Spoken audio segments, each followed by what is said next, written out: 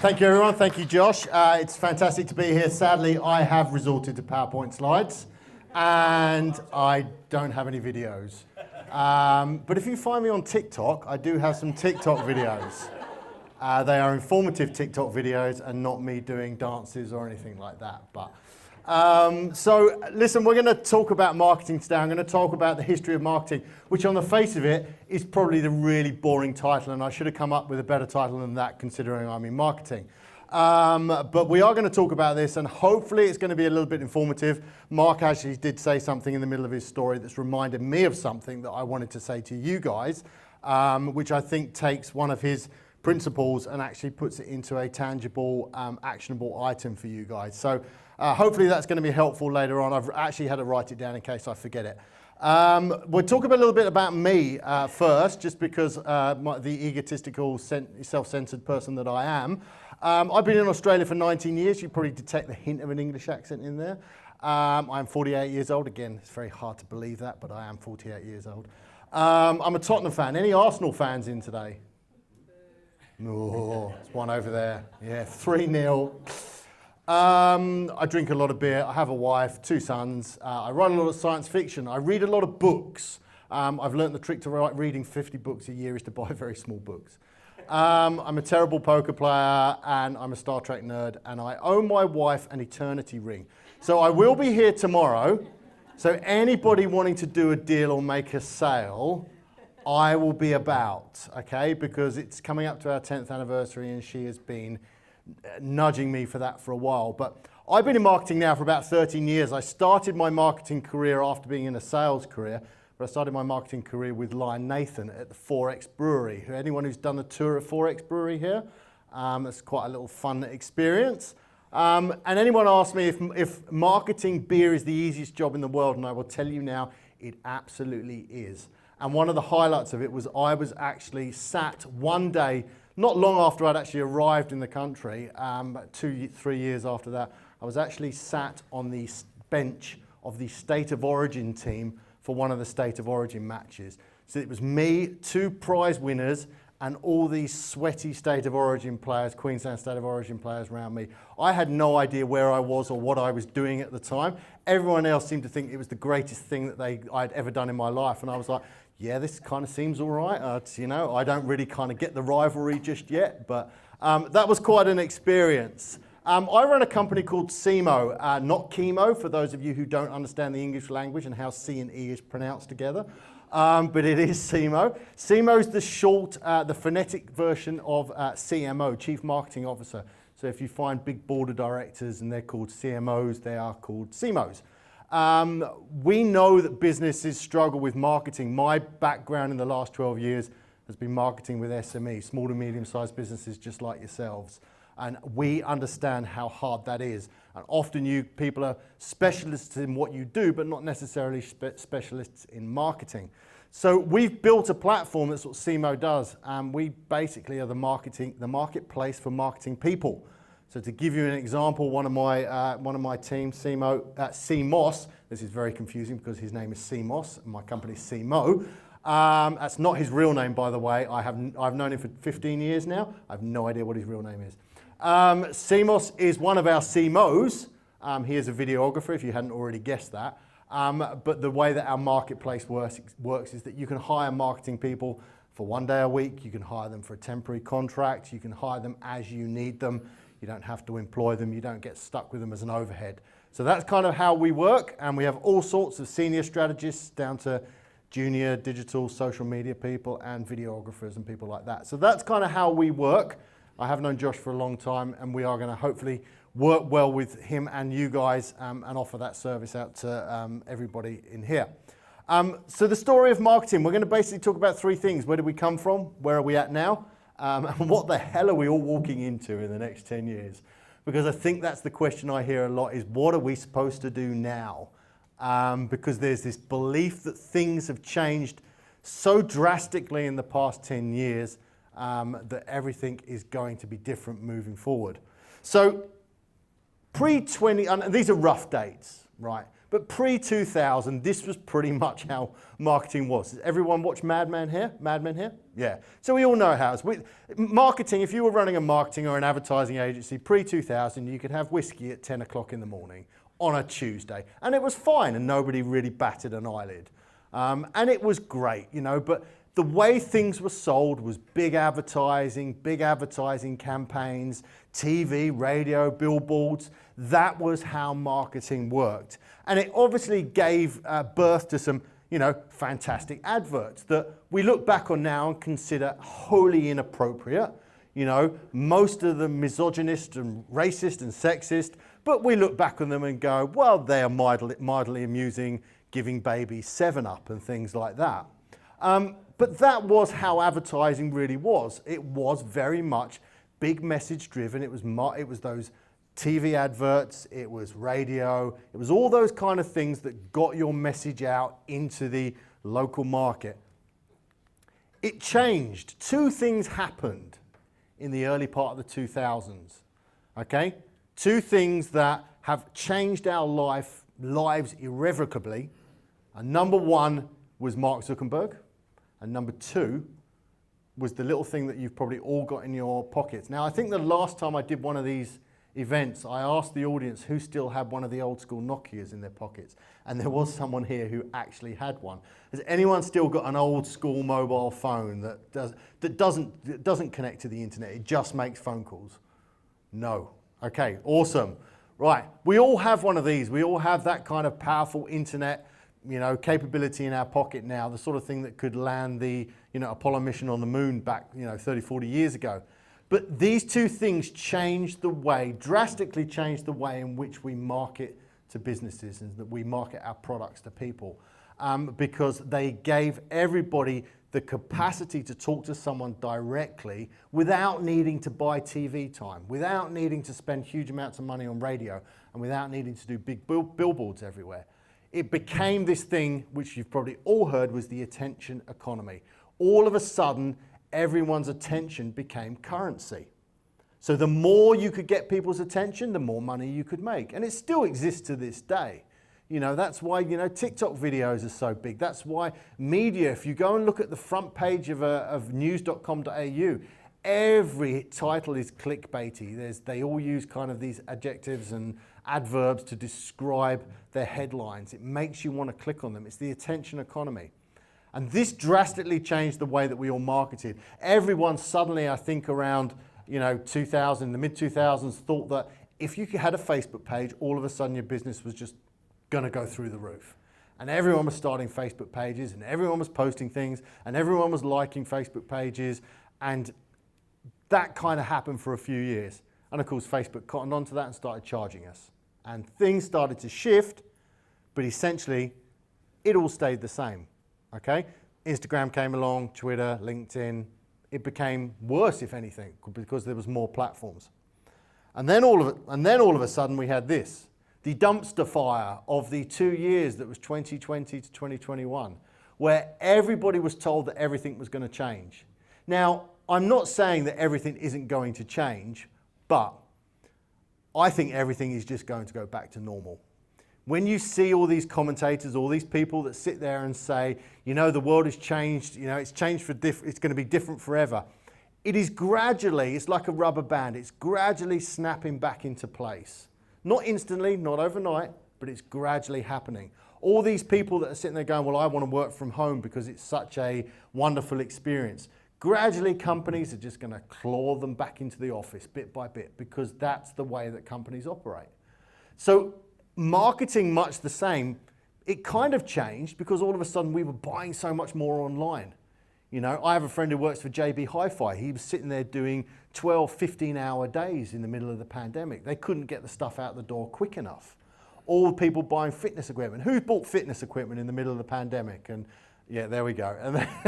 And then have you sold it yet? No, you've kept it. Okay, right, there we go.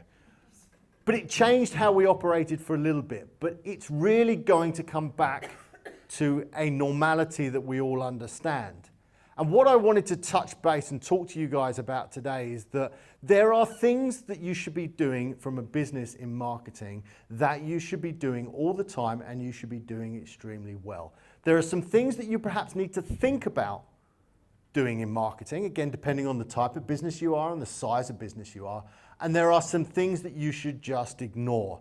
Do not get distracted by the pretty lights and the shiny things. Well, I know you all get distracted by shiny things, but you know what I mean. And what we're going to do is we're going to touch and we're going to go through those. But what I really want to stress is that if you think that there's this monumental shift in how we advertise and how we market our business, it hasn't really changed that much over the last 2 years. What's changed a little bit is the way that we do things, but it's not really going to make much difference to you guys as retailers, as manufacturers, and the end consumer. So we're going to try and touch base now with what you guys should be thinking about moving forward from here. Because again, as I said right at the start, a lot of people come and talk to me and say, hey, what is going to happen now? Where is marketing going to go to? There's so many kind of variables that they think that they need to understand, but they don't necessarily need to worry about. So these are the 10 things. I thought I'd get 10 things that I can put down that I think are absolutely vital that you guys should be doing well. Okay? Now, as you probably guessed, we're recording this. So what I'm going to do is, don't feel you have to make notes, because I will send this video to Josh. Josh can send that all out to you guys, and you can review it and rewatch it to your heart's content. But I'm going to talk through these 10 things, and then we're going to talk about the things that you should perhaps be thinking about and the things that you should ignore. So number one is content and education. And this is one of my favorite graphs. I'd like to say I thought this one up myself, but I stole this. As most of the stuff that I use, I've stole from someone else, okay? But this is really key, because everybody out there using social media or any kind of marketing or any advertising is falling into the trap of thinking that they should just be saying something. Okay? And that doesn't matter whether we're talking about Facebook or we're talking about in-store or whether we're talking about producing promotional merchandise or whatever it is. They feel that just saying something is the right thing to do. They need to say something. But that's not really the point. The point is to say something that persuades people to buy. Okay? And it's not where you can kind of switch yourself from one to the other. It's a process that you have to work through. Say something that people will listen to. And then say something that people will actually understand. Say something to people that's interesting. Say something to people that persuades them, and then say something to people that persuades them to buy. Those are 6 different things, and they are very, very different things. And it is very easy as a business in marketing just to sit there and go, we're going to say something. We're going to put a poster up. We're going to put something on social media. But it's important to start thinking about, is everything that you're doing actually persuading people to buy? Are they convinced to purchase from you by your communication and your message? Or are you just being noisy in a corner and annoying people? Because that's very easy to do. I have a 3.5-year-old, that's what he does a lot. Okay? My 6-year-old is much better than that, but the 3.5-year-old just makes a lot of noise in the corner. And we don't want to be that business, because those businesses that just make a lot of noise in the corner get ignored very, very quickly. They get their emails unsubscribed to, they get unfollowed on Facebook. People just tune out of that messaging. And it's not easy to do it well. It's easy to set up a social media account. And when I went back and sort of did this research, I wanted to see who was doing this well, okay? And I don't even know these brands, but the one on the left has almost 500,000 followers. But I just want you to show that the quality of what they're producing and what they're posting on there isn't actually that great. But they've worked at it, and they've worked at their messaging, and they've worked at their communication, and now they have 500,000 people following them. Okay? And that's the difference. On the right-hand side is another jeweler, 3.2 million followers. That one's on TikTok. You know, some of those videos there, you probably can't see them, 491,000 views. Now, you put that into perspective for anyone who's sat through an episode of Piers Morgan on Sky News or Sky TV, right? He's lucky if he gets 50,000 people watching his shows. These people are getting 10 times that on one video on TikTok. Okay? These are the sort of things that are persuading people to buy, these kind of messages. Okay, yeah, sure, some of these things might just be noise, right? You can't get it right all the time. I'm not expecting everybody to be at the right end of that graph every time, okay? But you can try and get that right, okay? Sometimes you might just have to say something. Sometimes you need to say something that will persuade people to buy. So it is possible, okay? And my point with using these as examples are these people that have done the work, have put that time and effort in, and have produced content that people are interested in engaging with. Customer experience is an important one, and this was the thing Mark said, and I'm repeating a few things that Mark said and a couple of things that Josh said as well. 60% of customers will often pay more for a better experience, okay? So my question is how can you improve that retail experience? And there's a psychological trick that I want to talk to you about, and I often talk to this in two different stories. Number one is the Disney paradox, okay? And the second one is the peak end rule. And they're both pretty much the same thing. Has anybody heard about the peak end rule? Okay. So basically the peak end rule says that you don't remember the whole experience of doing something, of going in a retail store or purchasing something. You don't remember the whole experience. Your brain doesn't do that, okay? What your brain does, it remembers the peak points of that experience, of that engagement, and it remembers the end point of that engagement, okay? So let's say somebody's in one of your stores and they spend half an hour in there buying something, okay? Trying a few things on, looking at them in the mirror. The peak end rule will say that they will remember 2 or 3 things, 2 peak experiences within that time, and they will remember the end experience, okay? And that's what fits in with the Disney paradox is that generally when you say to people, did you have a great time at Disney World? They say, yeah, it was awesome, okay? But when you ask them to actually break it down and say, well, I sat in this queue for 2 hours and then the food was cold and then we didn't get to meet Mickey Mouse. So when they actually think about it, the Disney paradox says they actually had a shit time, right? And that's the reality of most people at Disney World is they have a shit time. We have a shit time at Dream World, you know, because we have to stand in queues. But we don't think about it because all we think about are the peak points. You know, so Dream World, you think about shooting down the slide and crashing out at the other end, okay? You don't think about the 2 hours that you stood in queue to get to the top of it. And this is exactly the same in retail. People think about the peak experiences and the end experiences. And I'll never forget Virgin once asked me the question about how I got home. I did a survey while I was sitting at the airport, how I'd got away from the airport in the flight to Sydney. And I waited in a taxi line and got a taxi into Sydney. And I'm thinking to myself, why do Virgin care? Why do Virgin care about how I got to the hotel from the airport?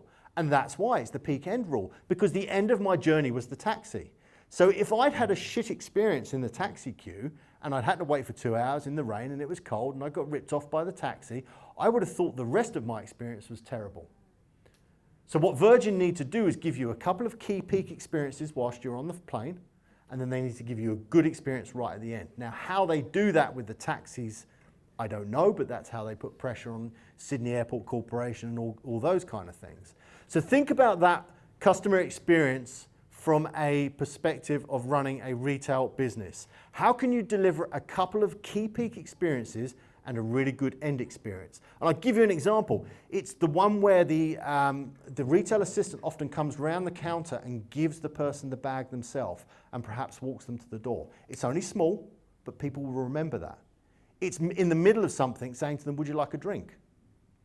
And getting them a glass of water or something like that. It doesn't cost you anything, but that's all of a sudden a little peak experience in the middle of the customer journey there. Email marketing. Everyone sits there and kind of rolls their eyes and groans and go, oh, I've got to do an email EDM. People find doing EDMs in electronic mail a huge chore. But I'll say this to you, its average open rate is 18%. Now that may seem low, but if you've got 1,000 people on an email list, there's 180 people who are going to read the message that you want them to read. 180 people, and it has cost you nothing or very, very little, okay? You can't get that kind of bang for your buck in any other way. You've got to pay for Facebook. You've got to pay for have flyers. If you're in shopping centres, God knows how much money you've got to pay Westfield to do things, okay? email marketing is relatively free. But what that means is that you've got to get your data right. And I know Josh mentioned this earlier on. Where are you collecting your customer data? Where is it going? How many email addresses you have? How many phone numbers you have? Okay, I have to say 3-4 weeks ago, actually maybe a month, 2 months ago, we started investing in Salesforce. Now Salesforce is expensive, and I'm not suggesting everyone here gets Salesforce, but all of a sudden we've got this wealth of customer data that we haven't had for 2 years.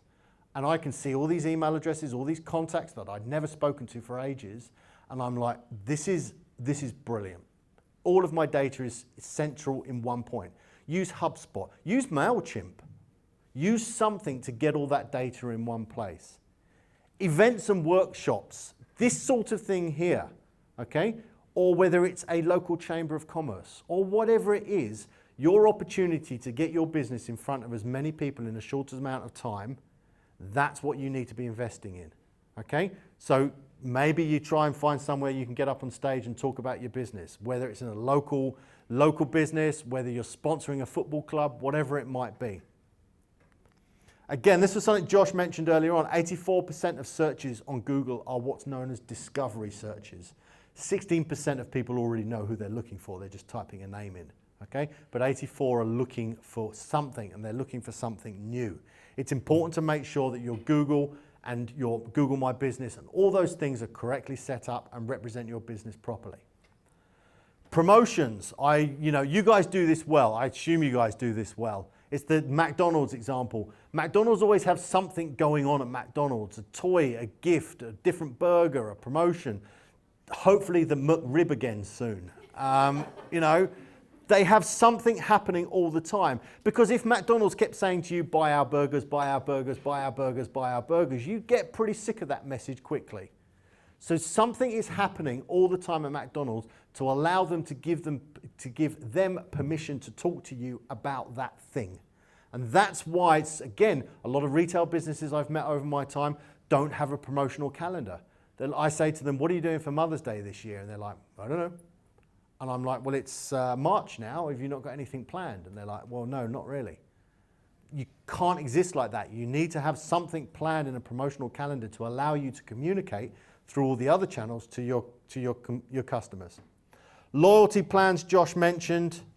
Partnerships. This is one of the things a lot of people fail to sort of sit down and really think about. I have a little group of partners in businesses. I'm a B2B business, kind of both. But my B2B side, I sit down with a group of other businesses, 6 or 7 of them once a month. A finance one, a business coach, an IT one, and we all talk, and we all sit and have lunch together, and we all learn a bit more about each other's businesses. Who here's been to a BNI? A BNI event? Yeah. The BNI are horrifically structured breakfasts. Look, they work for people, all right, but they don't work for a lot of people because some of them people can't get there to a breakfast. But you can build your own little networking group in your local retailers. You are all trying to target potentially the same people, but you don't necessarily need to talk to other jewelers. You can just talk to other people that are targeting the same people as you. It's not like you've got in competition with them, all right? Find out what they're doing. I once mentored a guy who owned a Red Rooster, and he'd come all the way to this mentoring session. He'd driven for an hour to sit in front of me, and I said to him, I don't understand what advice you think I'm going to give you when you're in a retail block with 3 or 4 other fast food restaurants. And you're also in a space where you've got, in the 10K radius, you've got 3 other Red Roosters. Why aren't you asking them what to do instead of coming and asking me? Because they're successful, they're getting traffic through their doors. Talk to the people around you, build partnerships with other businesses that can help you. And sponsorships. We go back to the data thing. For you, if I ever asked any of you to sell your business tomorrow, you'd be sitting there going, well, it's probably worth this amount. I will tell you now, it's worth that amount, but it's worth a little bit more if you have a nice, big, fat, successful database. If you turn around and say, I'm going to sell my jewelry store and this is its turnover and blah, blah, blah, versus these people over here are going to sell their jewelry store and it's got all these things as well, and it has 20,000 active people on the database and a 30% open rate on their email address and their email EDMs. That is a very healthy, successful, valuable business. 20,000 people, 10,000 people, it doesn't matter what the numbers are, but getting that data, and sponsorships is a key way to do that. Go and talk to the local football clubs, go and talk to the local AFL clubs, get involved and say to them, how do we do something where I can access your people, your database? These email lists are all out there floating in the ether. They won't give you the email address, or at least they shouldn't give you the email address, but you can work with them to try and build a promotion that will drive that traffic in store, and then when they get in store, you ask them for their email address. Now there's some things to think about, and these are the things, and this is going to be slightly controversial here, but I want to talk to you about these 7 things that I think are worth thinking about and not necessarily worth worrying about straight away. E-commerce, some of you will have successful e-commerce businesses. Some of you will be sitting there scratching your head going, I really should be doing more with e-commerce, all right? If you're going to do e-commerce, you need to go all in and do it properly, right? If you're not going to do it properly, don't do it. There is nothing worse than a half-assed e-commerce strategy, right? So if you don't have the inclination and you don't have the budget, right? Yes, you need the products online potentially to show people and let them research online, right? But do it properly, or partner with someone to do it properly. There are people out there that will build sites for you and take a cut of the sale on the way through, and you don't necessarily need to do all the work. But if you're going to do e-commerce, do it properly. SMS is another thing. If you're collecting email addresses, you should be collecting mobile phone numbers. Email has a 18% on average open rate. SMSs have a 99% open rate because everyone opens every SMS that's ever sent to them, right? And again, if you're sending something to people that they are interested in, they won't unsubscribe from the SMS. So ask people for their mobile numbers and say to them, we'd like to keep you updated with promotional specials. And if they say no thanks, that's fine. If they say yes, that's gold. But you can't get that unless you actually ask them for it, okay? It's amazing how many people will actually say yes. And without meaning to sound sexist, it's amazing how many more women will actually say yes to giving over their mobile number than men will. I ran a competition once where part of the competition and the competition rules meant that they had to submit a mobile phone number as well. And I actually said to the client at the time, I said, no one's going to do this because no one wants to give us their mobile phone number. Everyone gave their mobile phone number. I was actually absolutely gobsmacked with the amount of people that just said, yeah, here we go, here's my mobile phone number. People are a lot less concerned about doing that these days, so ask for mobile numbers. Pay-per-click, Google, Facebook. Who's been boosting posts on Facebook? You just might as well be throwing money away, okay? Again, if you're going to do these things, do them properly. Facebook has a very sophisticated ads campaign platform. Use it properly. If you can't use it properly, find someone who's going to do it for you. Understand your return on investment. If you spend $1, how much money should you be making through your website off the back of that? Okay? $10, is that good? $5, is that good? Okay? It's up to you because it depends on your profit margin. But realistically, a good campaign should be spending $1 and maybe making about $4 or $5. Now that doesn't sound great, but at the same time, those are customers that are new to you and may come back and buy from you again. So think about that. PR, get yourself in the news, all right? If you do something worthy and exciting and interesting, write a press release, get yourself in the local news. Direct mail, think about that. Think about sticking things in people's post boxes. That sounds counterintuitive because people are going, well, nobody does direct mail anymore. That's the point, nobody else does direct mail anymore, okay? So if you do, you're the only one doing it. And you can actually produce something that's really attractive and appears in people's post box and they go, whoa, I haven't seen that before. Okay, because nobody else is doing it. Influencers. I don't think we're all going to be going out and getting bikini babes on Gold Coast. Well, maybe we are. Maybe some of that's why you've all come to the Gold Coast, yeah. But there are what's known as micro-influencers. There are people in your local market and your local place that maybe have 2,000 or 3,000 followers, maybe have 5,000 followers, but people actually listen to them, okay? And they may not be people that are posing in bikinis. They may be other local businesses. Use those, build partnerships with them. That comes back to that partnership thing. But look them up. Find out which ones have got good followings on Twitter, Instagram and Facebook. Look at which ones have got good followings on LinkedIn as well. LinkedIn is something that really should be capitalized on from a retail perspective. And finally, search engine optimization. Local search engine optimization is imperative. You want to come up number one on that local search when people type in Jewelers Brisbane. Okay, you want to be on that little map thing that comes up, all right? That's hard to do. You can do it yourself. You could teach yourself how to do it, all right? It's very important that you get your Google My Business up and running, okay? But don't worry about large-scale SEO that you should be paying that people are trying to charge you $1,500, $2,000 for. Unless you have a Australian-wide e-commerce strategy, then it's probably worth it. But if you're a localized business and your target market is people within a 20K radius of your store, do not pay lots of money for SEO. You are pouring it down the drain, okay? Last one, things to forget about. These 4 things. Anyone know what that picture is? Okay, that's an NFT. If anyone wants me to explain what NFTs are, I will be here for dinner this evening. It's a long, painful process, and I will explain to you what an NFT is.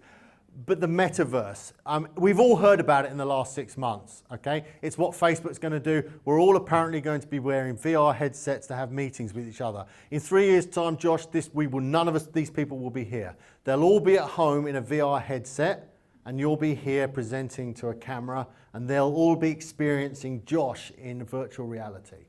It is not going to happen, right? It's the same way that everyone told us we were all going to be wearing Google Glasses about 6 years ago, and nobody's wearing Google Glasses. People fundamentally, for those people that do wear glasses and are sitting here with glasses on now, probably don't really enjoy wearing glasses. It's not the greatest thing in the world, okay? And they would probably all like to be not wearing glasses. We are not voluntarily going to all sit with giant headsets on, okay, for 2 or 3 hours non-stop, as much as Facebook would want us to, all right?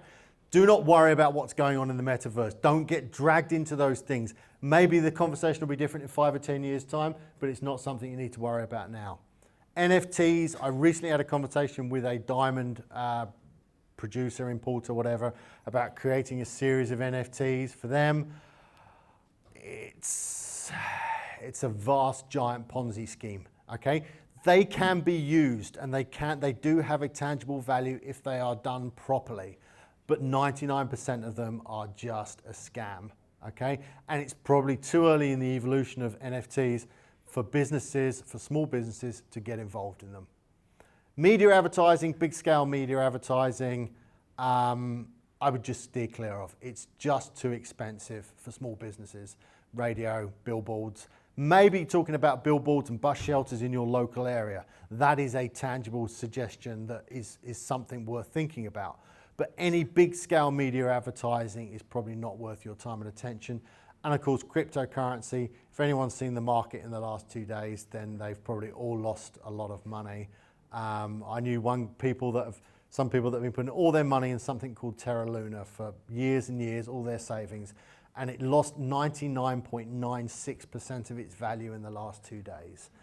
Until these things settle down, until they are able to be utilized by average people and who understand how it works, and as long as there isn't market manipulation, they are not worth looking at. You are wasting your time with those things, okay? So don't get dragged into those, because it is easy to sit there and go, we ought to be doing something in the metaverse, and everyone goes off on a tangent and starts creating these things, and you waste your money, you waste your time, okay? So think about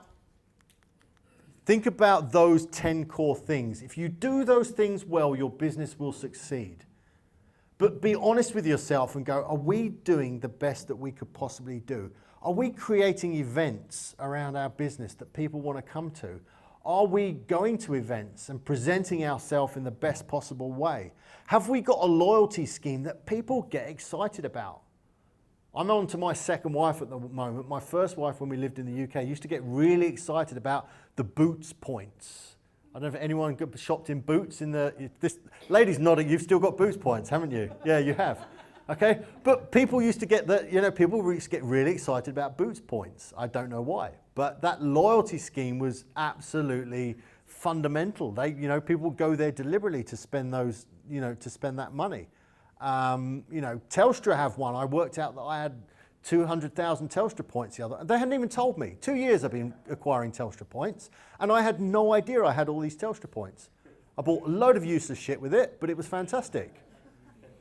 But that's the point. That's not a very good loyalty scheme if I don't even know I'm acquiring points.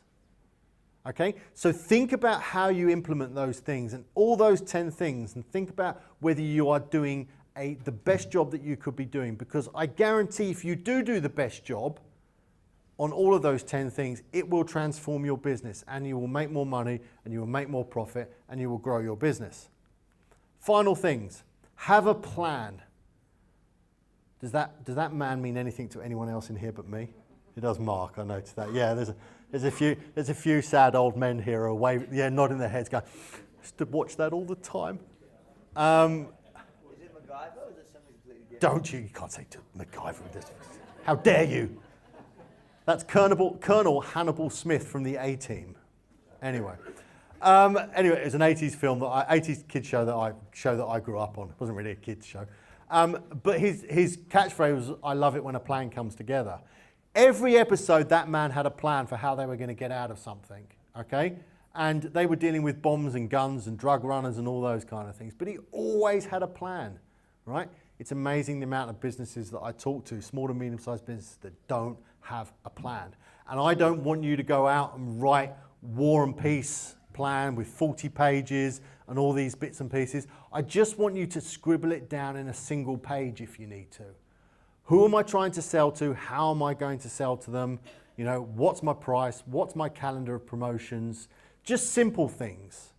Get a plan down on a piece of paper. If nothing else, plan out the next 12 months from a promotional perspective and work out who you're trying to target for that. My final slide. I'm going to be here at least for the first half of tomorrow, probably between about 9 o'clock and 1 o'clock, 2 o'clock. We're going to be sat in there. One of my colleagues, Claire, another one of our CMOs, she's half CMO, she's half our talent manager. She also loves jewelry, so she really wanted to come down for this one. So I took a vote in the office and she won. We will sit there, and if you have any marketing questions, anything, right? Is my website any good? How do I do this? Should I be doing those kind of things? Even if you think they're dumb questions and you're kind of afraid to ask them, if you think they're that dumb and you're afraid to ask them, write them down on a piece of paper and just slip them to us and put your email address on it and we'll write back to you, okay? But come and ask us a question, all right? Because that's what we're there to. It's not going to cost you anything. We're not going to try and sell you anything. We're just going to sit at a table. Claire's from up north in England. She's got this really strong Yorkshire accent, all right? She's very friendly, so you can talk to her if you don't want to talk to me.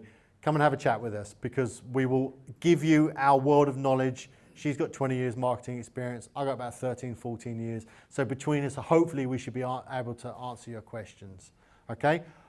I hope you enjoyed that. I know there's a lot there. I'm going to be here for the rest of the day. I'm staying here tonight. I'm going to be in dinner tonight. Come and have a chat with me. If you disagree with any of these things, absolutely come and talk to me about that. But please come and ask me any questions. Show me reports that agencies have sent you that you don't understand, and I will help you answer those, okay?